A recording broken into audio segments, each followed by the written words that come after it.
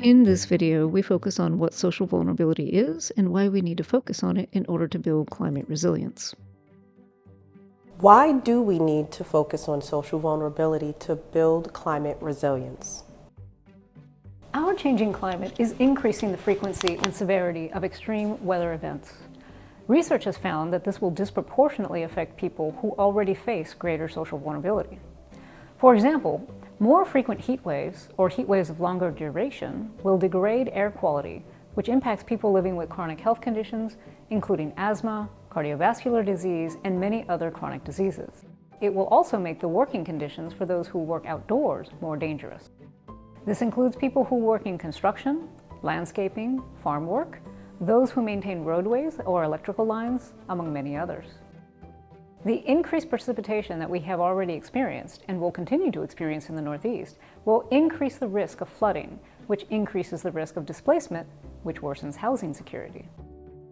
The extreme weather that comes with climate change is expected to disrupt global food supply chains.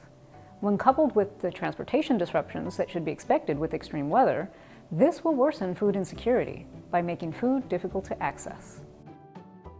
As these examples demonstrate, both vulnerability and resilience are created and sustained by systems and structures that shape who has the resources and supports to respond to a changing climate. True community-wide resilience requires a focus on dismantling the root causes of inequity and disproportionate harm. What exactly is social vulnerability? Social vulnerability has been defined in many different ways. Researchers, health and safety practitioners, emergency management professionals, and government agencies often focus on different aspects of social vulnerability. What's generally common amongst all of the different definitions is a focus on the conditions that communities live with that reduce their ability to cope with external stressors or reduce people's ability to thrive despite or through external stresses. These stressors may be weather-related disruptions, emergencies, or disasters. They might also include chronic exposures to different kinds of disruptions or hazards. Chronic exposure to discrimination and indignity are also stressors that foster social vulnerability. So what does social vulnerability look like? Recently arrived refugee families where few members of the household speak English, not having culturally or weather-appropriate clothing when they are placed in communities in different climates than their home countries. Single-parent households living far away from family or their original social support network, not being able to find childcare to watch children when they go to work or to go to job interviews.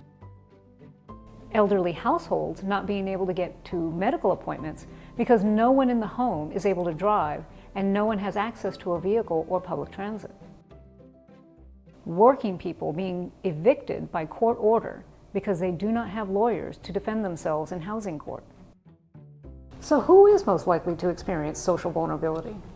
According to the research, communities of color, immigrants and limited English-speaking communities, low-income communities, people living with disabilities, people living with chronic physical and mental health challenges, LGBTQIA+ communities, older adults, and very young children, people returning from detention or incarceration, veterans, people living with housing, food, or job insecurity, people with a high school education or less, single-parent households, grandparent households raising grandchildren, people living in mobile homes, people without access to a personal vehicle or affordable public transit, people without access to needed physical or mental health services. You'll be able to explore data related to many of these populations in the Guides for Equitable and Actionable Resilience, or GEAR, a web-based tool. The community guide in that tool will be helpful to review.